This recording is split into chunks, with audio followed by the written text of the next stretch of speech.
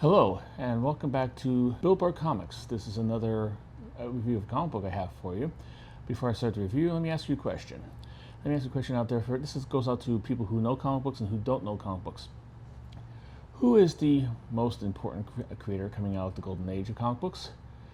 I'm sure a lot of people would automatically say Stan Lee.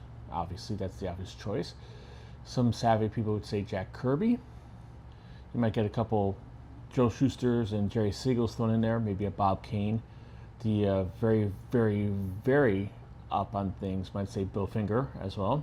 But many people might not actually get to Will Eisner, especially later generations comic book fans, or people who are only experienced with comic books are knowing the stuff that came to inspire the MCU and the DCEU films. However, Will Eisner was one of the, if not the most important comic book creators to come out of the golden age. More important than some of the people on the list that I just mentioned.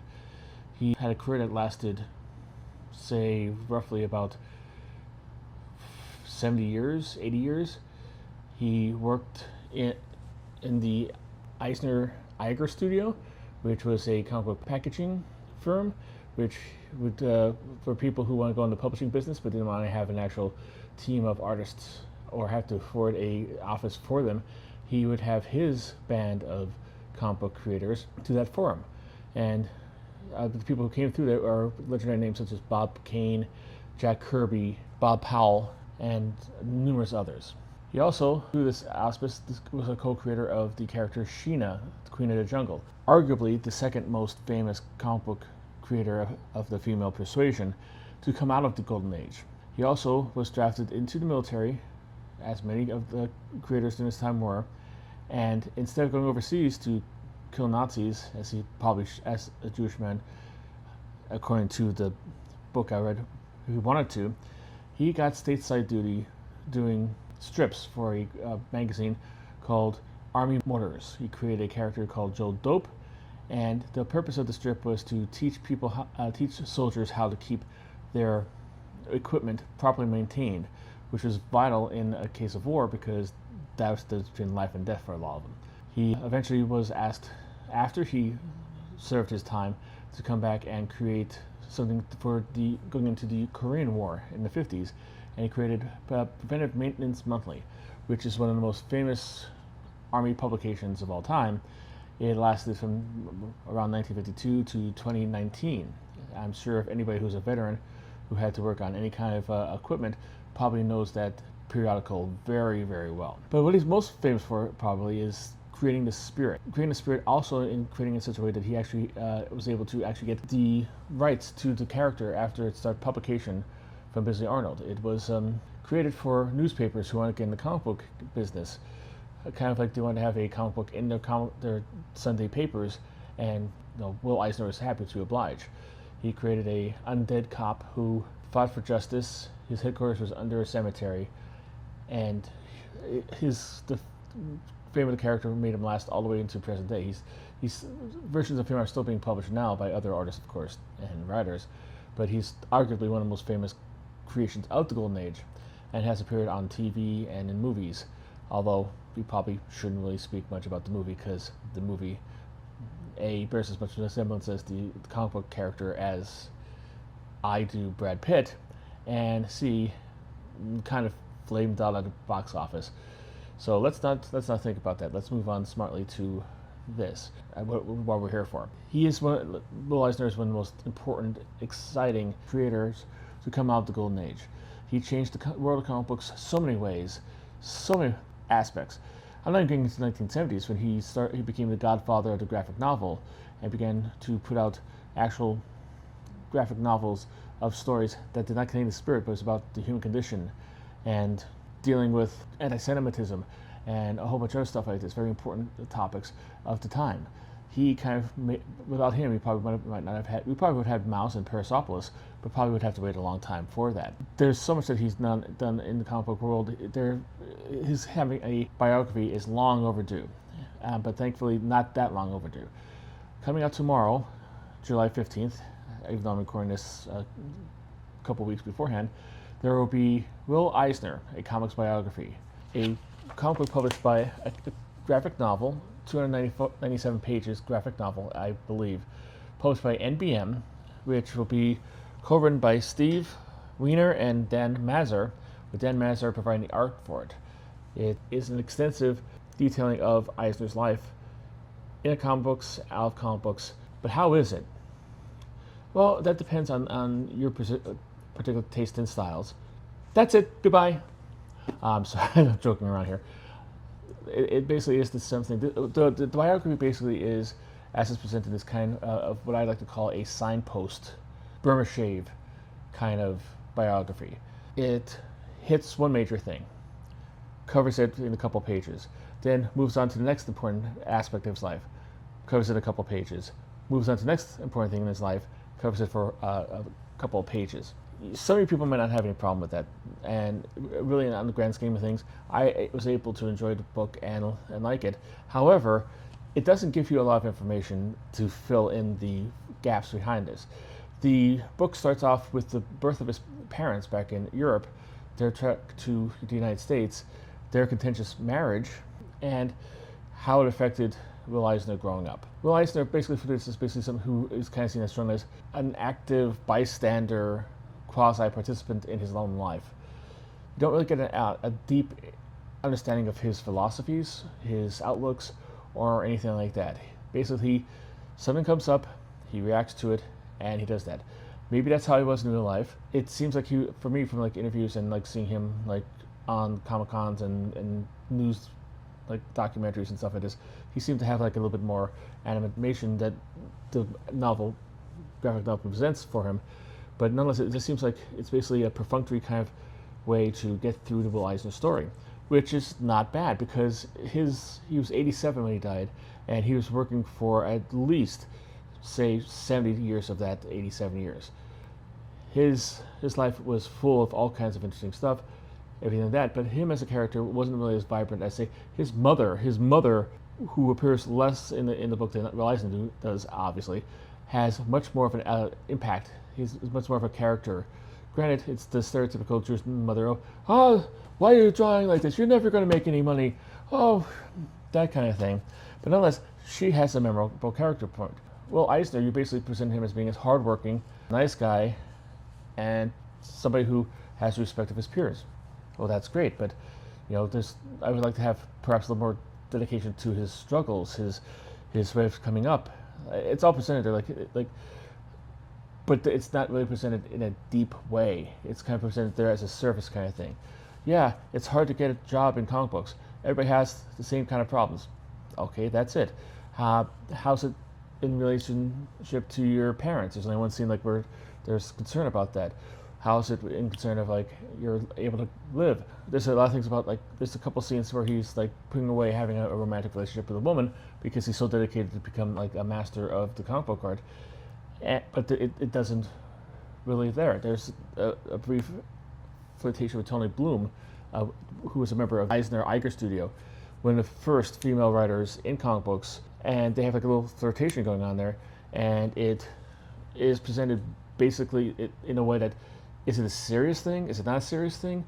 Did it have any lasting impact?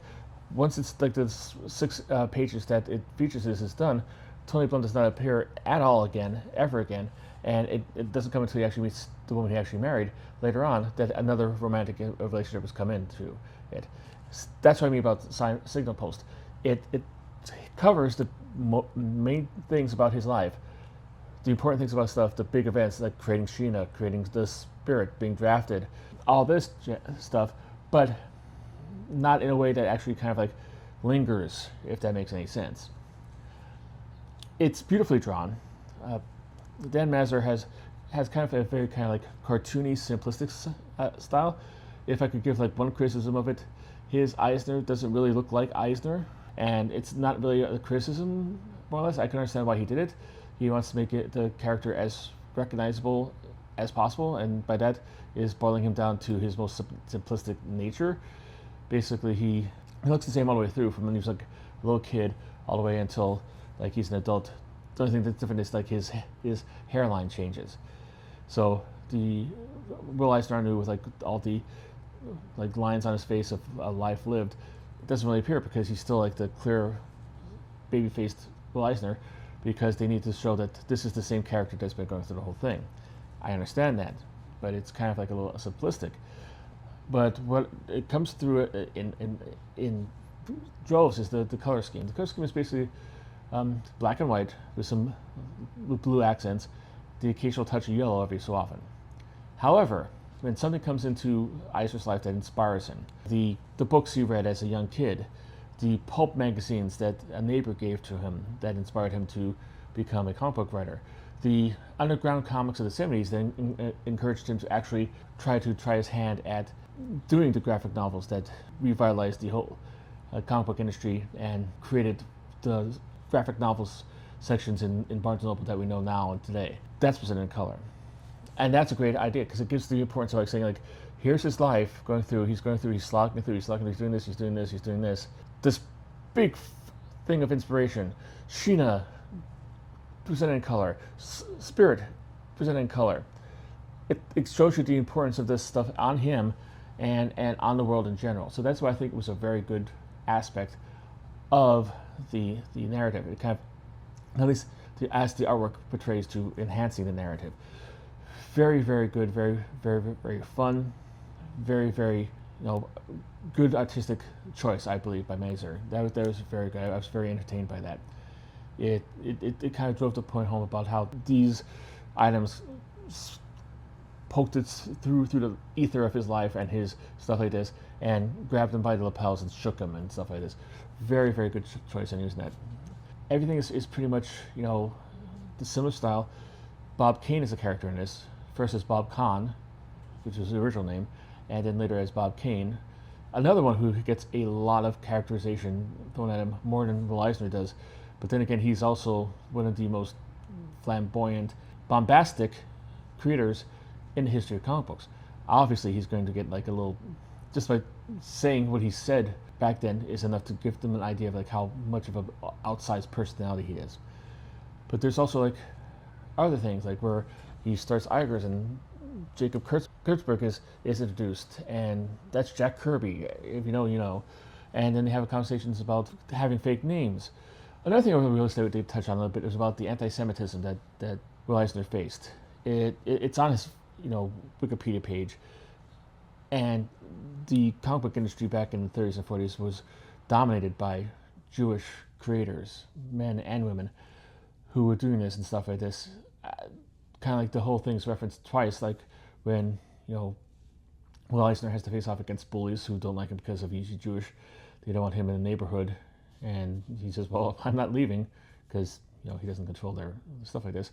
Another one's about how the creators, the Eisner-Eiger studio, picked their pen names for themselves to try to make the most Anglo-sounding as possible. Will Eisner went to shops and, "I'm sorry, we have one shoe, we don't need another one, thank you," and was not able to get his foot in the door that way.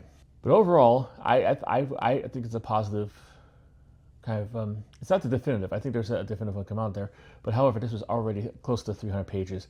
If I wanted anything that I wanted in there delivered to me, it'd probably be 500 pages, if not more. He has a very full, exciting life, did a lot of great things. Like I said, rearranged the comic book industry numerous times. So there's a lot of stuff to cover there. So if you are like a casual fan, or not that familiar with him, or just somebody who doesn't know him at all, you'll get a nice understanding about the man, who he is, his contributions to the art, and why he's so important for this. Personally, me, who's a quasi comic historian, who was alive at the same time as Will Eisner, who knows a little bit about his backstory and all the stories that are in here, I would like a little bit more depth for this for me. Again, like I said at the beginning of the review, your mileage may vary. You might not have any problem with this, and you might find this a very informative and entertaining thing. And I did too. I learned some new things. I found out some new things. But it is kind of like basically a greatest hits package of Will Eisner's life, and he had a lot of hits in there. So it's entertaining. It's fun. It's informative. I would just like to have a little bit more, a little bit deeper dives into some of the topics. If you have a comic book that you want me to review, if you're a publisher or an independent guy and who want me to get a little publicity and would like to have me review your book, please get in contact with me at billboardcomics@gmail.com. I will do whatever I can. I check it on a regular basis to try to find out like what's in there, and I'll give it the attention it deserves. If you like this video, share it, comment. If you have any questions about the thing that I had not answered, send the question and I will try to answer it to the best of my memory about the biography. So you don't have to do this. If you agree with some of my assessments, if you read it and you don't, put it in the comments. But if you found this informative and you liked it and you made it this far, I thank you. But another way, not to be too pushy, because not a lot of people make it all this far, is that if you could possibly find it in your heart to hit a like. It helps with the YouTube algorithm and also lets me know what kind of subjects you like on this channel. So that's my review of Will Eisner, a comics biography. I hope you enjoyed it. I hope you found some use to it. And until I see you next, keep on collecting.